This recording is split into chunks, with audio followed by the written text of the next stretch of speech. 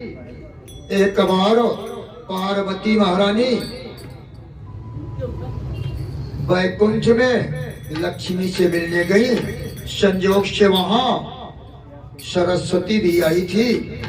जैसे ही पार्वती पहुंची, तीनों बहनें इकट्ठा हुई। लक्ष्मी ने कहा, बहन हमारा भी दिल करता है कि हम तुम्हारे वैकुंठ आऊं। सरस्वती ने कहा, हमारा भी दिल करता है मैं कैलाश आऊं। तो आओ ना बहन, क्या आऊं, तुम वैकुंठ आओ, आई हो, ब्रह्मपुरी आओ, आती हो, लेकिन हम लोग कैलाश नहीं आती। क्यों?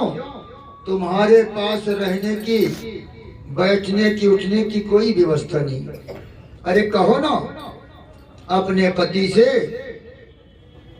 तुम्हारे लिए एक बढ़िया हमारे वैकुंठ जैसी या हमारे ब्रह्मपुरी जैसी एक महल बनवा दे, हम लोग भी तो आओ। तुम्हें शर्म नहीं लगती? वो नंग धड़ंग रहते हैं, कोई भवन नहीं है, वो नंग रहे, कोई बात नहीं, लेकिन तुम्हारे लिए तो एक महल होना चाहिए ना। हम लोगों को बड़ा शर्म लगता है। ये नारियां दूसरी नारी को जब सनक पैदा कराती हैं तो इतना पैरासीटामॉल की गोली डाल देती हैं दिल में कि उसमें ओझ आ जाता है। पार्वती चल दी। अभी कहती हूँ भोलेनाथ से, यहाँ भोले बाबा तो जान गई, लीला तो उन्हीं की थी। आके पार्वती बैठ गई। भोले बाबा ने कहा, समाधि टूटने पर देवी ये चेहरा उतरा हुआ क्यों है, क्या करोगे? लो भैया, अरे मैं पूछ रहा हूं बात क्या है, तुम चाहती क्या हो? किसी ने कुछ कहा है क्या?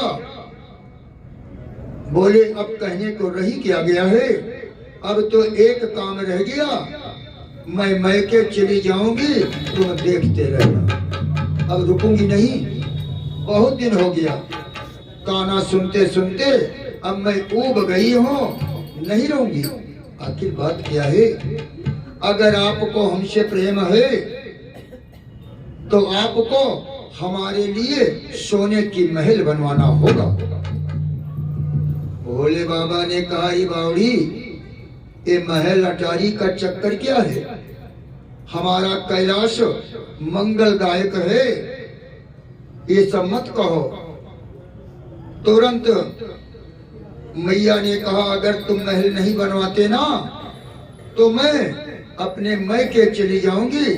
जब खुद चूल्हा चक्की करोगे, झाड़ू मारोगे, तब तुम्हें पता चलेगा। अब मैं यहाँ रुकने वाली नहीं हूँ, अब मैं चली जाऊंगी। भोले बाबा ने कहा, ऐसा मत करो। तो बोली, फिर मुझे महल चाहिए। इतना का पार्वती अपना सर सामान सूटकेस में लगी भरने। ये देवियां क्रोध में आती हैं तो मैके को तैयार, इनकी कमी नहीं है, पहले से आ रहा है, तैयार हो गई। भोले बाबा ने कहा, रुको। अब आए त्रिकूट पर्वत पर 4 जोजन लंबी 4 जोजन चौड़ी एक नगरी का निर्माण करा दिया, जो पूर्ण रूपेण सोने की बनी थी। विश्वकर्मा ने आके कहा, चलो महाराज, अब देर मत करो, जल्दी से अपने नगर को संभालो।